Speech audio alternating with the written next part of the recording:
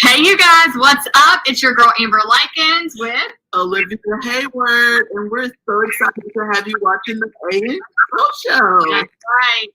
Hey, Hey, I forgot about our theme song we made last week. It's so funny. Again, if anybody is tuning in and watching and you want to write it for us and then we come record it, we're down. Just to let you know, we're in for it. So today we have a special guest. You guys know once a month we have a special guest for you guys, and we try to find women that are all over the place, doing amazing things in the world. And I would love to introduce you to Dr. Michelle Mitchum. Woo! Thank you for having me. Hi there, ladies. I love your show. You all are awesome. Thank you. Yes, girl. Thank you. Well, we're so excited to have you on today. I work, you guys know that I do branding for a bunch of women entrepreneurs, and Michelle is one of my clients. I designed the Tallahassee Woman magazine, so that's how we are connected. And I love what she does with the magazine. The women that she highlights, Tallahassee is near and dear to me because I lived there for 10 years. So I love Tallahassee, and I love that she highlights the women of Tallahassee through the Tallahassee Woman magazine. So We're really lucky to have you, Olivia. You are a superstar. Your stuff is so clean and worldly, and it's cutting edge, and you're just phenomenal and creative. You're a creative genius. So thank you so much for taking the magazine to the next level. You're next level all the way. Thank you. Couldn't agree more with you, Michelle, on that one. Yeah, she's the bomb. Sure. Yes, I had today a professor called me from New Orleans. She's an associate dean, and she said, Michelle, who did that Fierce and Flexi? She said, it's so professional. It's so corporate. It looks amazing. And then whoever did that, and I said, Olivia, it's Olivia Heyward. Amazing. And she said, it makes you feel like everyone's welcome. And it doesn't matter where you're at with your fitness, that you're invited to the party. So. No, I love that. Yeah, definitely. So, Michelle, before we get into it, I would love for you to tell our audience a little bit about you. Like, you know, she wears several different hats. That's why we are good together. Because we do as well. So tell us a little bit about what you do and how you do it. Well, I am an associate professor at Florida Agricultural and Mechanical University in Tallahassee. So that's one hat. I'm a licensed mental health counselor. So that's the alphabet soup behind my name. I'm a national certified counselor. I'm also a national certified clinical mental health counselor and a Florida Supreme Court certified family mediator, so I can do divorces and things like that.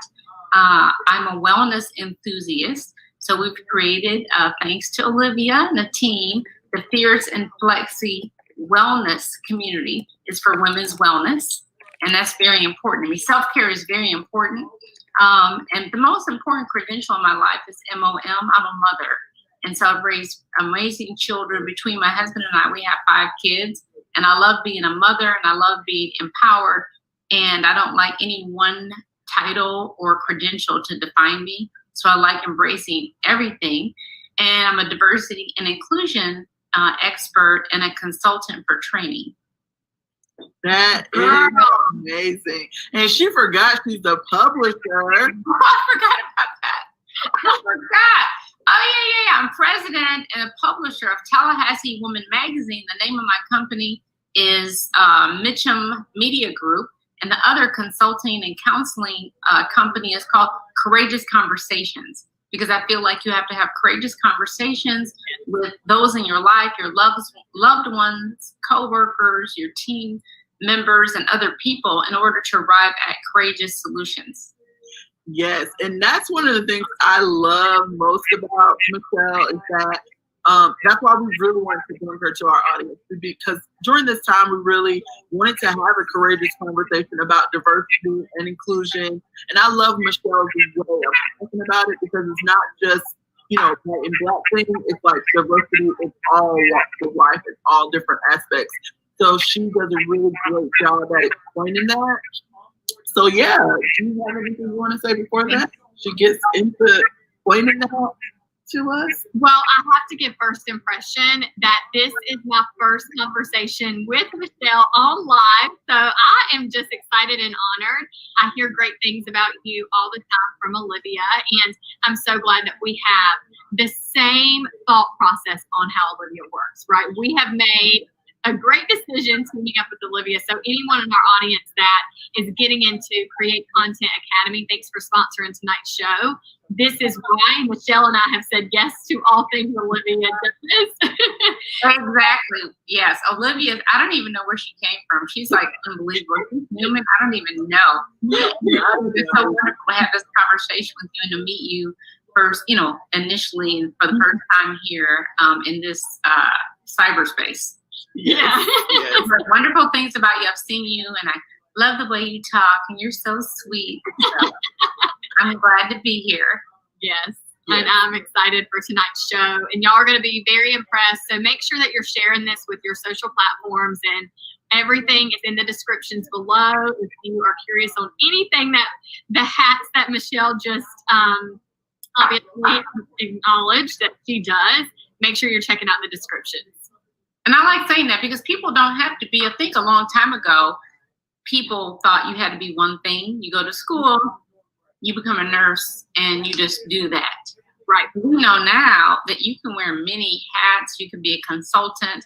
I think since COVID, I think everybody is some type of expert on something now because they have their own shows and they're really discovering their creativity. Yes. Absolutely. I'm seeing more people have create businesses during this time than ever before because you realize that you can't really be dependent on a certain or on one thing a lot of times. You really need to step outside of the box and create something for yourself that you can, you know, really work and, you know, also maybe have it along with whatever you do. Mm-hmm. Oh, absolutely. I agree. So, yes. So let's get into this conversation. We really, obviously, we are a diverse book.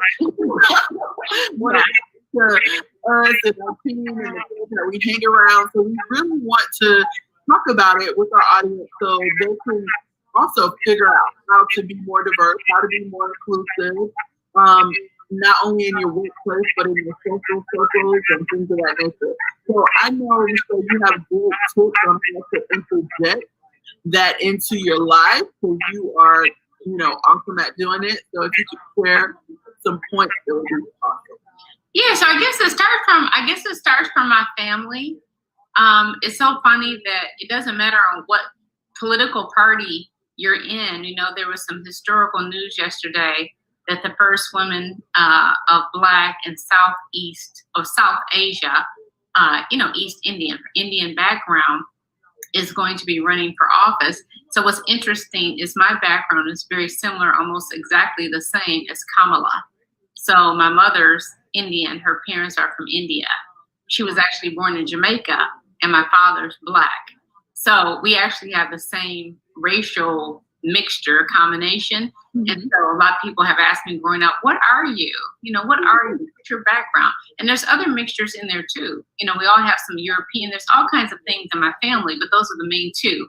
And so growing up with my mom from Jamaica via India and my dad from Little Rock, Arkansas, I actually had relatives that looked like the United Nations, and I had relatives that would come visit from England and Canada and the islands. And so I have relatives that look like both of you, and all just every shade, you know, from white to dark, every shade under the rainbow. So that was very normal to me. So I had a wonderful real life example. So my lived experiences and my family of origin include diversity, and there's many types of diversity. This is diversity of race and color. And so that's where it all started. And so I always look for, without even being cognizant and aware, I like all of my surroundings to be very diverse with different age groups, different ethnicities, different cultural and linguistic diversity. It doesn't matter if somebody has a disability, because we know that's also a form of diversity. Doesn't matter what sexual orientation. We have to really embrace and celebrate the LGBTQ plus community, because there's an intersectionality of all those different things. When you think about race, culture, ethnicity, religion, spirituality, ability, again, ethnicity, age, gender. There's so many ways that you can be many of those things. So there's a whole concept that's not trending, but it's a concept that's coined called intersectionality. How do all these things intersect? And so what I mean is that you can have, if there's 100 women in the room, I don't care if they're brown women or Asian women or white women, there's 100 different ways of being that woman, that race, because color is not a culture. And the color of your skin and where you were born, the region of where you were born doesn't determine and tell the world who you are. And I think, unfortunately, many of us from growing up, or our family of origin, not that they were trying to be mean, unconsciously learned and internalized hook, line, and sinker that these people that look this way, act this way, or these people act that way. So we can grow up having implicit bias, and we could be afraid of the rest of the world because we have ideas that are wrong about people that are different from us, because we sometimes think that different and diversity is something that's a deficit. So I think that's something to know, that different doesn't mean a deficit. And so that's a concept to really think about, because sometimes we just think like, oh, I'm afraid of the unknown, you know, and the more we just talk to people, right? Just, hey, tell me who you are. You have more in common than you think, you know? No, that's people. Yes. We just start having a conversation. You realize, oh my God, you could be more like, I mean, you, Amber and Olivia, look at the show. You all are like two peas in a pod, and you might just be twins.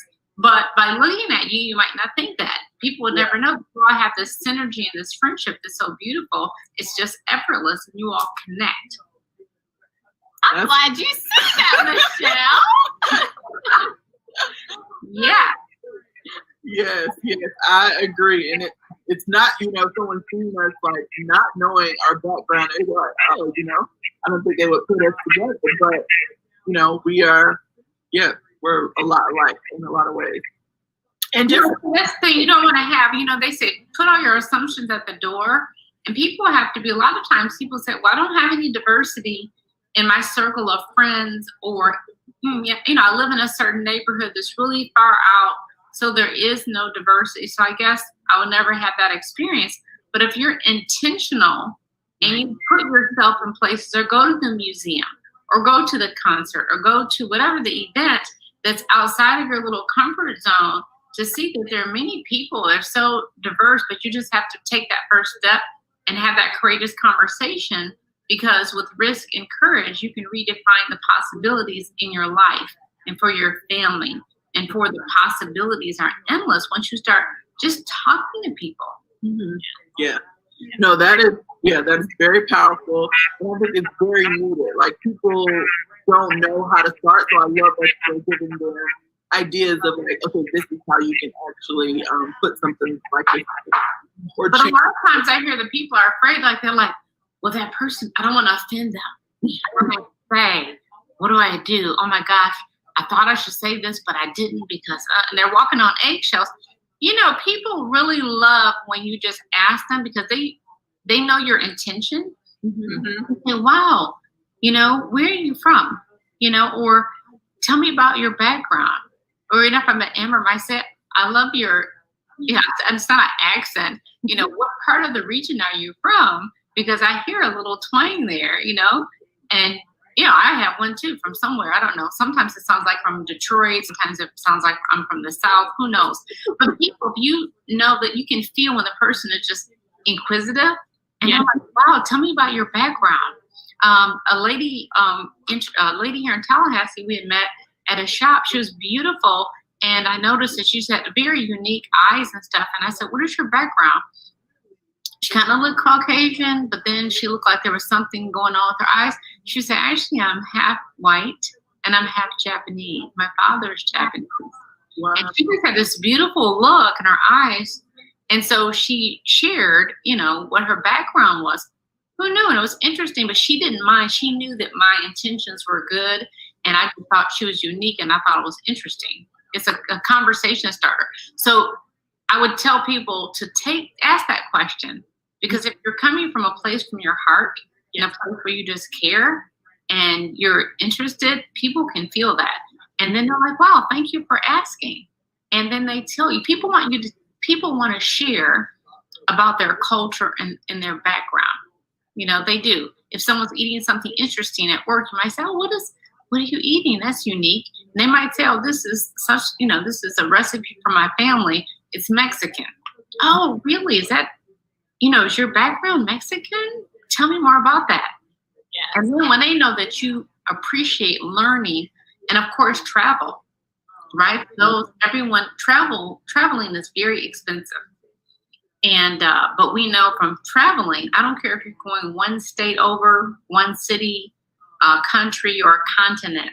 When you travel and you see things firsthand, there's no replacement for travel. And some people might say, well, Dr. Michelle, who has money to travel?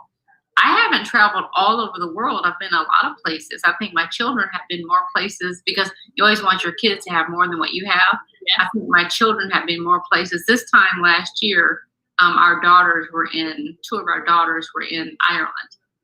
Wow. And they loved it. They can't wait to go back. They're like, I love Ireland. The people were so nice. The music, they were so cool. They were like, I love Ireland. I want to go back to Ireland. Wow. That's amazing. Awesome. I love that you shared that, because last month we went to the beach. We talked about our beach trip. We did our life stuff in the beach, and we went to this RV resort. Now, I'm gonna just be 100% honest. That would be somewhere that I would not have gone if it wasn't for Amber saying, "Oh, we're going here. Y'all could come." And I checked it out. It was very nice. But when I went there, I noticed and I learned a lot. One of the things I learned that, number one, this is a world that I had no clue about. Like, this is a whole movement. This is a whole thing. This RV living, this life. My eyes were like wide open to the possibilities of this life that people were living in. It was normal. And it was, it was like they had their own community. Now I'm watching this RV thing on YouTube. I'm like, why am I even watching this? But it was just, it opened my eyes to a whole new world. I had no idea about it. And it wasn't even that far from my house. It was only about 3 hours. And so it was like, wow, just that little bit of travel, 3 hours from my house, opened me up to a whole new way of life for some people, a way of vacation. And it was really nice. I loved it, but it was a lot of new things that I learned, and it was even 3 hours there. So we have these assumptions about things. Like, my daughter is obsessed with tiny houses. Oh, wow. Yes, they're so cool. She even had an Instagram. I had a huge following called Tiny Wonder Walls, and then she took it down. She said it was taking up too much of her time, but she loved it. And she had us go to a tiny house.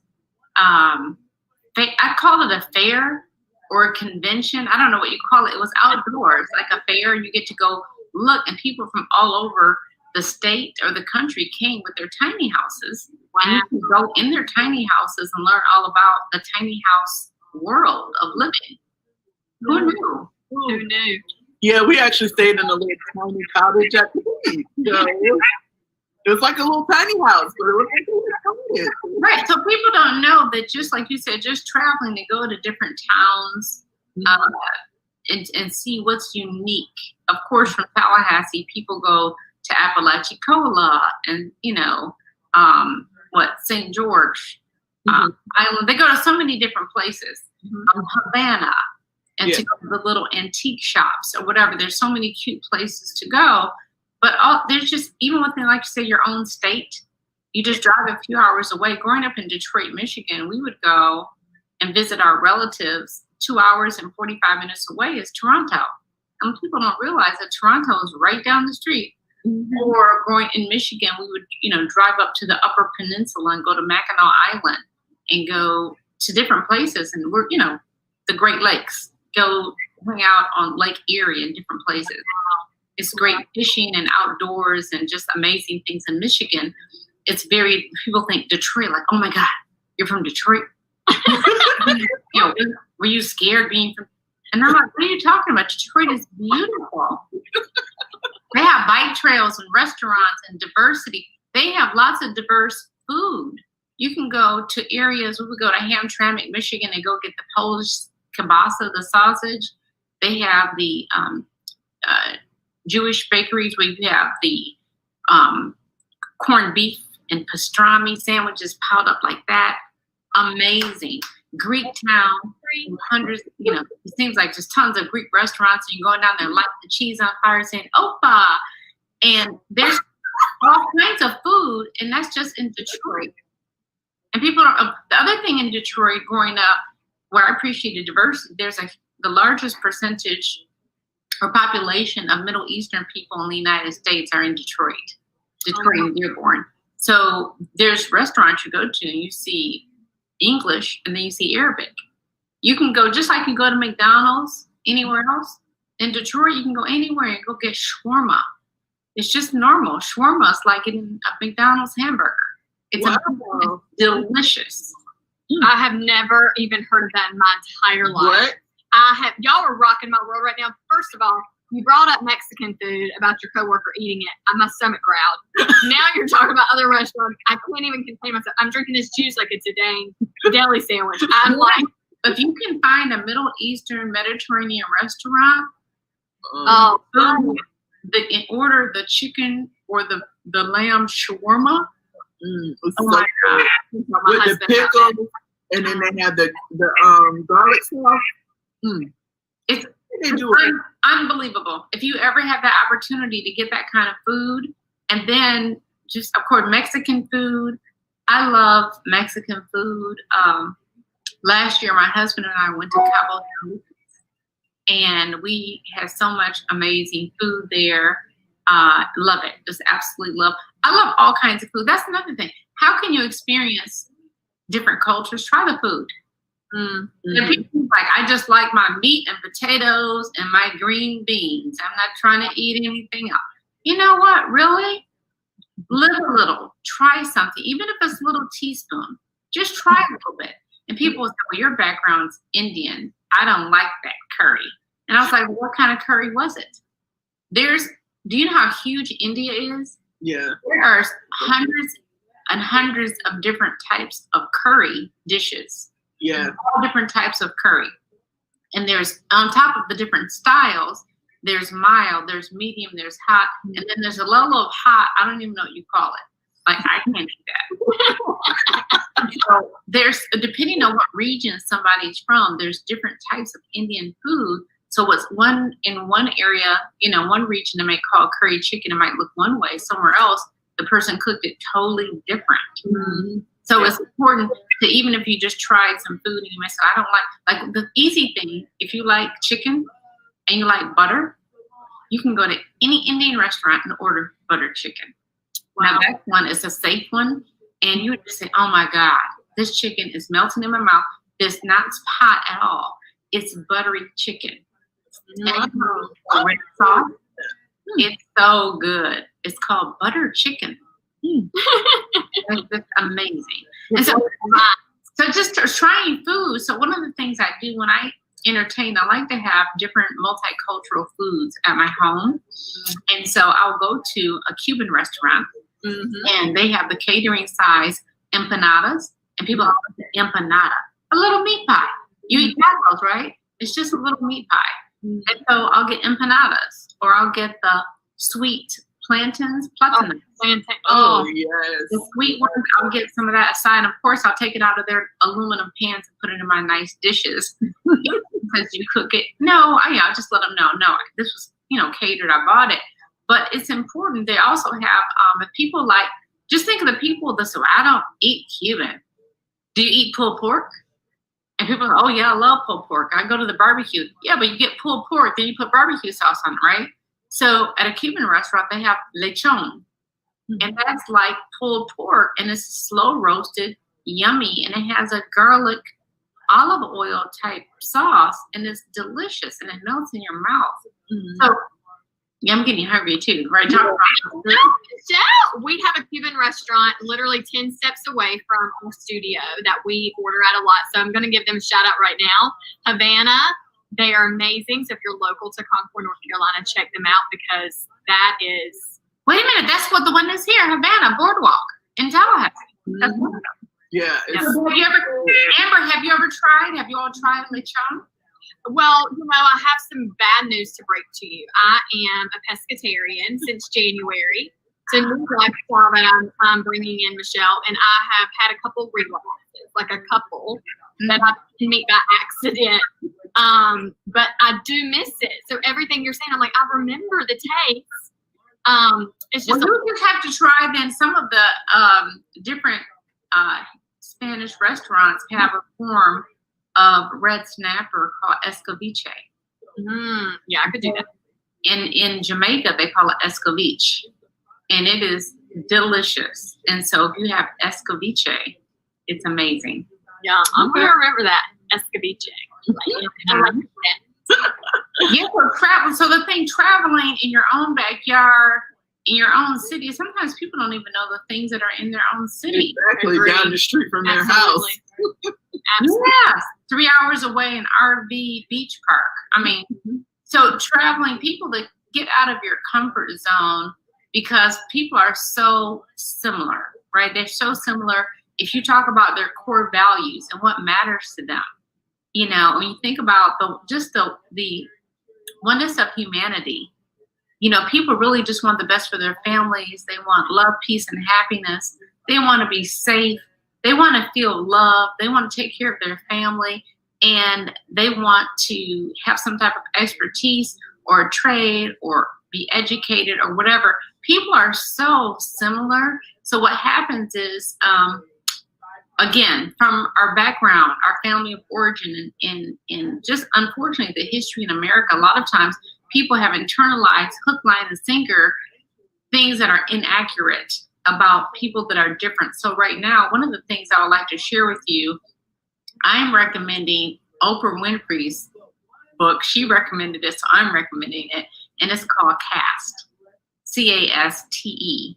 And Caste is written by a Pulitzer Prize winner, and that book is it's probably going off the shelves right now. And so it teaches you that in America, she compares America, and unfortunately the history, not to get into politics or history, but just this little tidbit, she compares the history of America to the caste system in India. And in the caste system in India, depending on the color of your skin, look at Bollywood. The women who make it in Bollywood look like they're almost white. And those are the people who make it in Hollywood, Bollywood, in the Indian Hollywood, Bollywood. And the people who are the untouchables are at the bottom, the darker skinned Indians, people, you're not even allowed to look at them. They're the untouchables. You're not supposed to look at them. It's horrible. But anyway, she compares some of the bad, nasty history of America with the caste system. And so right now, that is the bestseller book on the Oprah's book list and the reading club. That's what they're reading right now. So that's something that I've heard that people from all walks of life are giving reviews. There's a review on NPR right now about the book and how educational it is. And so I think that also reading and understanding, and that challenges our frames of reference and our lived experiences when we read about something and then we experience it. We're like, wow, that's not what I thought. That's not what I learned. Yeah. For example, I grew up in Detroit, Michigan, and I went to predominantly white Catholic school. And growing up, my friends had names like Stislicki, Schlickenmeyer, Carmona, McLaren, wonderful people of all different European diversity and groups. And of course, there was some African American, Indian. But anyway, I know that I personally didn't experience racism or any isms, and there was a lot of diversity in my school. But I do know that without anyone teaching me or telling me something bad about public school kids. And thank God I went to a high school that was public. So I have both experiences. I know that sometimes I would be at the mall with my friends from private school. And if we saw public school kids that were dressed differently, because they don't have to wear a uniform, it seemed kind of cool or whatever. I could tell that some of the kids would kind of look down on them. And they were like, oh, those must be public school kids. And so, you know what I mean? And so then I went to public school for high school, which was an excellent experience. It was wonderful. I met people from all walks of life, and it was a great experience. But if I had not had that experience, I could have been walking with my nose up, looking down at people, wondering like, oh, we're better than those people, And so you never want to, there's always this hierarchy, this one up thing where some people think they're better than other people. And a lot of times it's just fear and fear of the unknown. Mm-hmm. And so whenever we have a trigger, like a feeling, or we're triggered by something and we don't know where it came from, and we want to get mad at someone, or we hear someone speaking with say a Spanish or Mexican accent or something. Unfortunately, there's some people that will yell at that person. Mm. They will say, I am wanting to order a taco. Now, none of us would do that. Like, people don't need a hearing aid in English, but their English might not be as fancy as your English or our English. Right. So why are we yelling at them? So we have to stop and wonder why we do ridiculous things like that. Where is that coming from? Where is this intolerance coming from? Because we don't want to tolerate. Tolerance is an old-fashioned word. When it comes to diversity, we don't say, well, I tolerate those people. That doesn't sound very encouraging if you just tolerate something. You know what I mean? You're just putting up with it, but you can't stand it. So we really want to move towards embracing and celebrating diversity. Like, wow, let me try this food. Like, you're going to go, when you get back, well, there's other things besides shawarma, Amber, you could try some of the vegetarian things, but try some Middle Eastern, Mediterranean food, listen to different music, go places, like, just keep traveling. And when things open back up for people to travel around the world, travel whenever you can. Pop over to Paris. Like, Olivia, I'm going to go over to Paris, for the weekend and go shopping, And so, just again, traveling and then inviting people and being intentional. When you look around with your circle of friends, ask yourself, who do my friends look like? Does everybody look like me? Or are people different?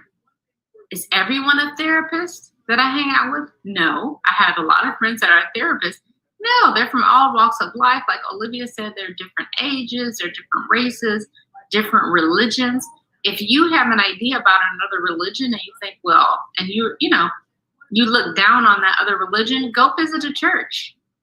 Go visit somebody else's, place of worship, just to, put your assumptions at the door, and to challenge what you think.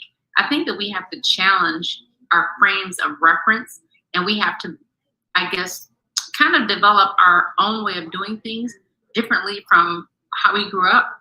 Because, for example, people might think, well, my parents never taught me anything about racism. But guess what parents have done? When you're growing up, you might have parents that will say, Amber, Olivia, don't go across the street. We don't play. We don't interact with the people over there. So what if the people over there just fill in the blank? What if they were old people? What if they were Mexican? What if it was a housing project and they were poor? You know what I'm saying? Mm-hmm. Yes. What if they were black people? What if there were white people that were poor and you were in a fancy neighborhood, So we start having ideas. Your parents never said anything mean, right? They just said, we don't play. We don't go over there. Right? And so they planted a seed. So then when you get older, you might tell your kids, we don't go over there. But you don't even realize what you're holding on to.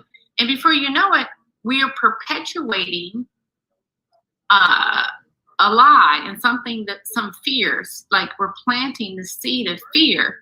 There's this video, a TED Talk that's highly educational. It's amazing, called The Danger of a Single Story. You'll know exactly which one if you type in The Danger of a Single Story.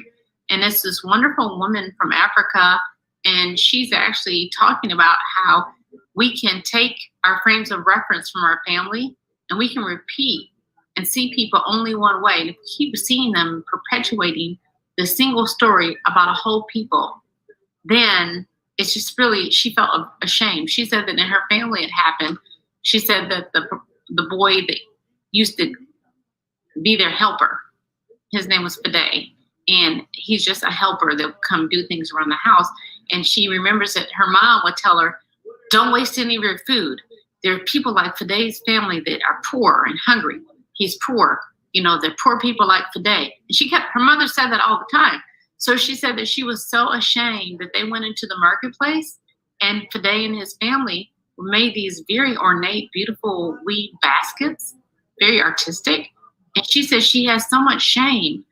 And she was just ashamed of herself because she never thought that these poor people could produce something like that. She only saw him and them as poor and nothing else. So we can perpetuate the danger of a single story about a people, about a race, about a group, about a certain sexual orientation.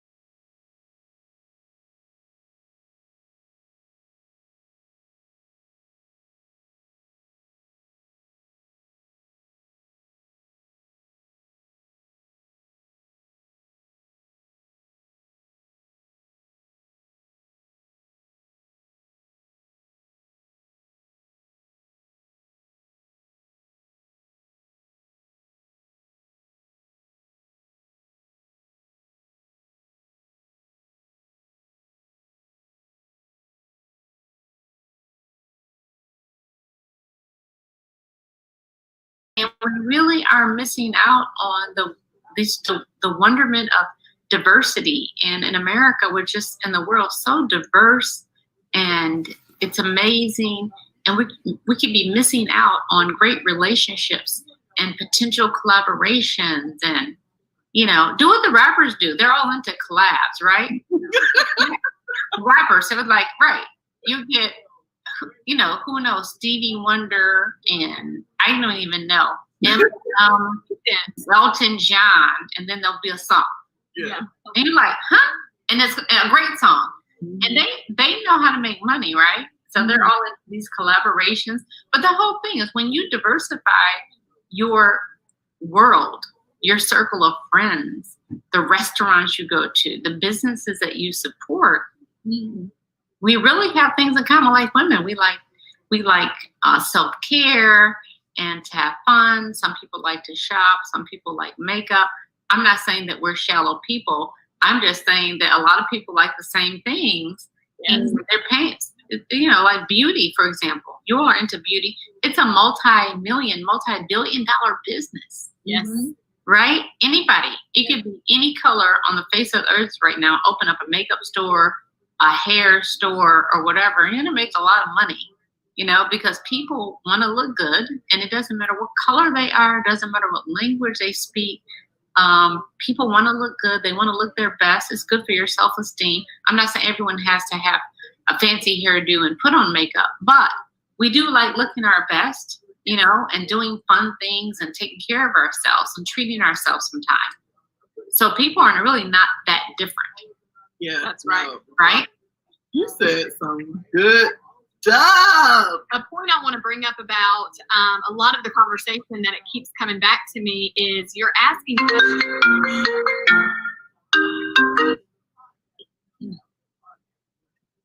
Hey y'all, sorry, phone call came in.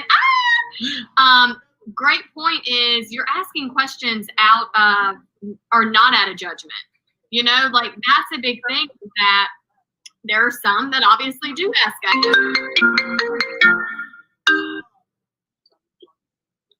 I know sometimes I forget to put on my settings and the do not disturb, and that happens sometimes. It happens. It happens, guys. This has been a wonderful show, though. I will have to say that.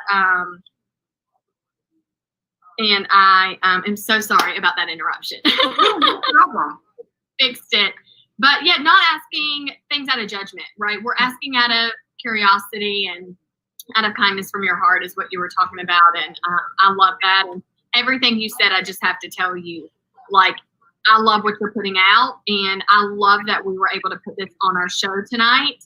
And I know our audience is going to honestly really pick this up and just go, wow, because a lot of this was very jaw-dropping. Like, it really was like, I didn't look at it that way, and that's why you have the many hats you have, and you are very well educated and do your research, and I love that. And I appreciate you being on our show. I know we have a question for you, though. We do want to know one beauty tip that you can give our audience because you're stunning and beautiful. You're wearing this amazing top. How do you do it all? Thank you.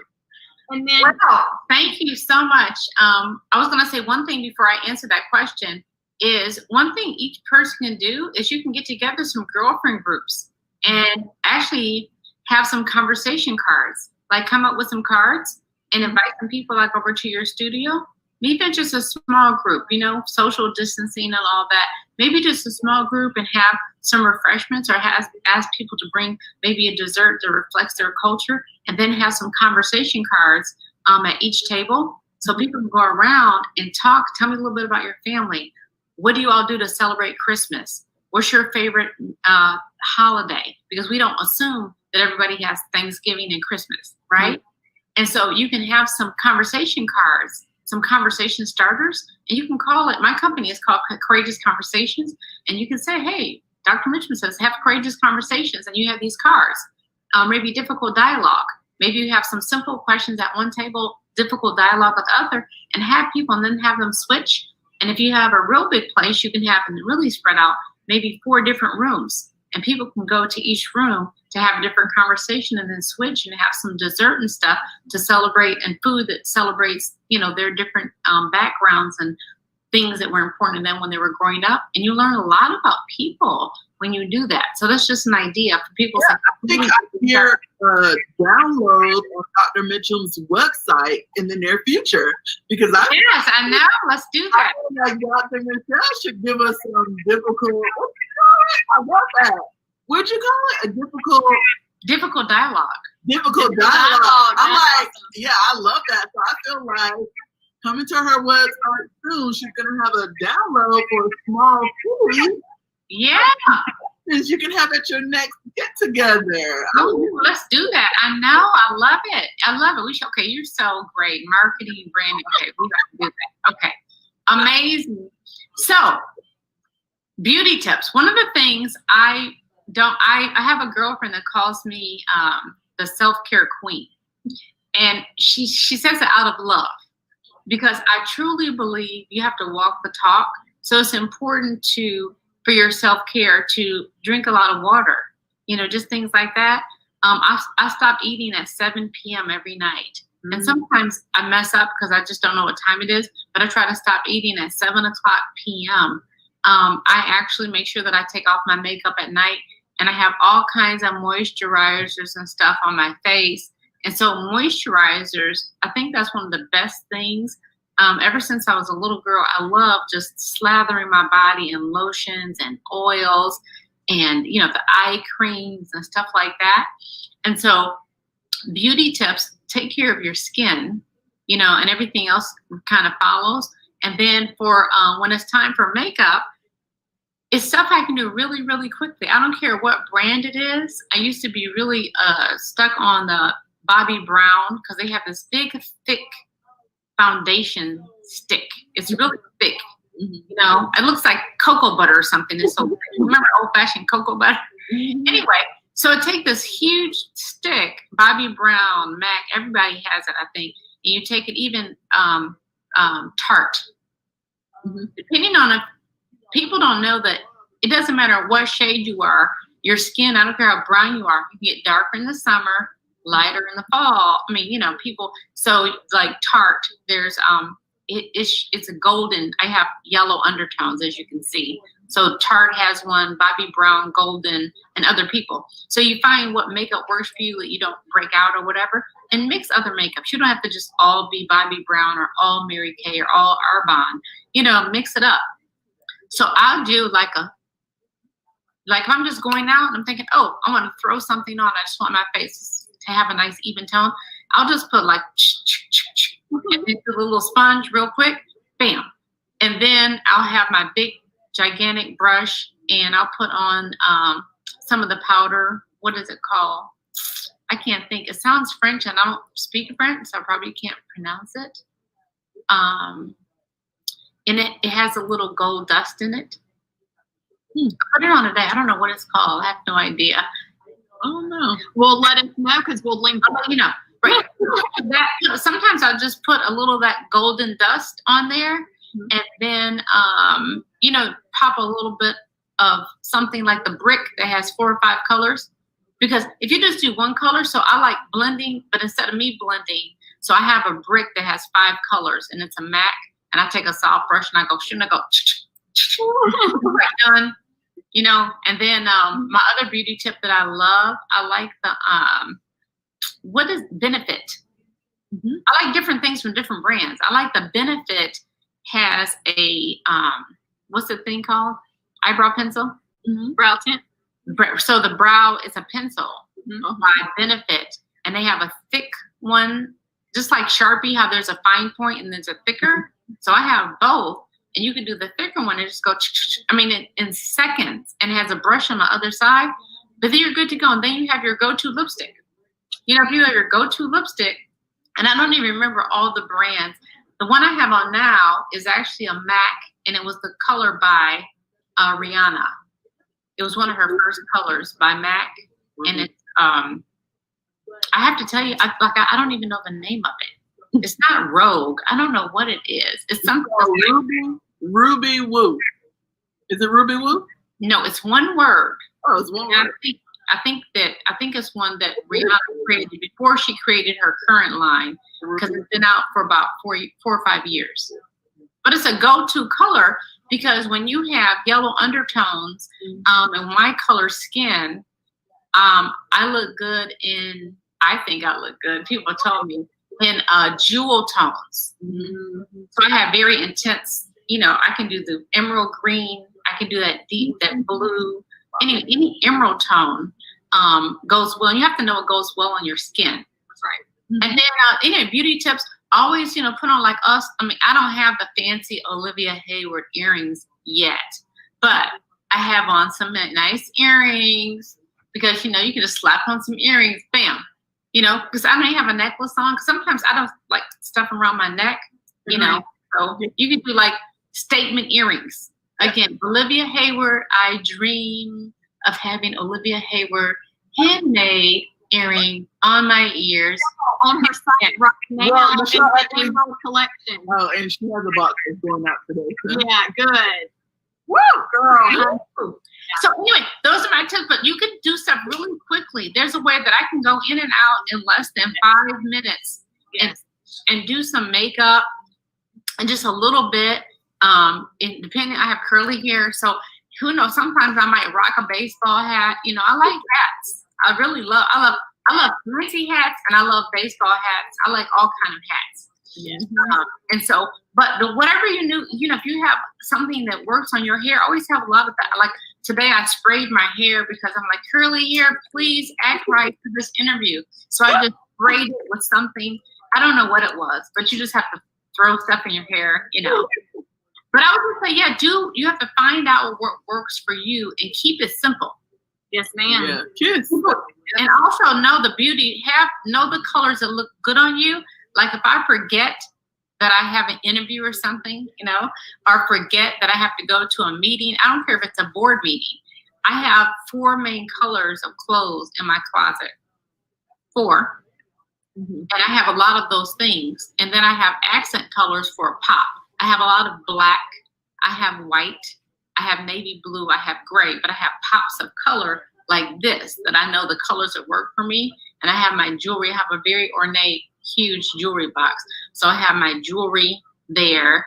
And so you just have to know what works for you and have like a look. Don't try to have somebody else's look. Try to just do your own individual thing and be eclectic and do your thing. Like look at Amber, you're rocking like, I don't know what your t-shirt says, but it's cute. What does that say? Being cute is expensive. Oh, cute. Oh my gosh. Available on amberlykins.com. Right. Yeah. Beautiful. And then look what Olivia, you don't have to, people say, well, I have on a black top. I have to have on black earrings. Look what Olivia's doing. Oh, gotta have a pop. He's like, bam. Pop of color, wearing that new lip gloss from Mary Kay. Beautiful. So that's the whole thing. Do what works for you. But I would say definitely moisturize your skin from head to toe, down to, I drown everything down to my feet and every toe, the bottom. I mean, lotion, because your skin, also beauty tip, I never ever wash dishes unless I have gloves on. My hands don't go in any water. Gloves. You don't put your hand, when you're cleaning, get those nice heavy duty gloves from the grocery store. I have there's some that are like $1. The other ones are $3 or $4. I get the thick ones because I'm washing my, dishes in piping hot water. But your hands and your skin, you want and also find the nail color you like. Mm-hmm. I always get like the color pink, that's your background, is the color pink that I have. It's a very, very light pink. And this is a dip, and these are my nails. So I have very soft pink. And I like, my favorite color dip is called Fancy Princess. And the second favorite is called Heavenly, which is this one. But Fancy Princess has a little bit of sparkle to it. So it's like the pink of your show, but a little bit of sparkle, and it's very elegant. And so have your signature look, whatever that is, and your own unique look, and make it work. Yep. Gosh, that is amazing. I am so grateful that you were able to be on our show today, and you gave amazing tips. I hope everybody can even rewind, pause, take a note, continue watching. And this was a gift today. So thank you, Michelle, for gifting us your time. And we are very appreciative. No, it was amazing. I knew it was going to be amazing, but yes. So much to talk about, there's so many things to talk about. So I really want to just commend both of you for taking the time to talk about diversity and inclusion. And I wanted to leave you with a thought, though. Diversity is all those different multicultural competencies we talked about, and also different groups and categories. But then inclusion is diversity plus being intentional, diversity plus action. That's what inclusion is. To truly be inclusive is to be intentional and put effort into it. Wow. Yeah. I'm glad you said that. Yes. Yeah, being intentional. And you have to, we think about our intentions of our heart, then you think of the word intentional. Are we intentionally trying to diversify our circle of friends, the people that we hang out with? Being intentional is being intentional with diversity is a gift. And people don't know it's a gift because sometimes when you're being intentional when it comes to diversity, you're really trying to be multicultural, it feels like the old TV show, The Twilight Zone. Multicultural zone. It can feel a little uncomfortable, but I want people to know you have to be comfortable with being uncomfortable. Yeah. Those courageous conversations, that difficult dialogue, and it makes you a deeper person, a better person, a more diverse and inclusive person. That's right. That's right. Love it, love it, love it. Thank you so much for coming on to the A&O show. It's been a great show. And make sure you include all of your links and how people can follow you, to stay in touch with you online. Yeah, please find out. Pretty soon we'll have the Dr. Michelle Mitchum website up and running. And you can find me on Psychology Today for people that need personal coaching or therapy. And for anything else, boring research, you can Google me. And if anybody wants a master's degree in clinical mental health counseling or school counseling, one of the best kept secrets is at Florida A&M. That's awesome. That's right. That's awesome. Thank you so much. Thank you. Bless everybody's evening. We're excited that y'all are here, and we will see y'all next week on the A&O show. Make sure you're sharing it and subscribe to the YouTube channel. Amber Lykins and Olivia Heyward. All the links are below. We love y'all, and have a good night. Mwah! Bye.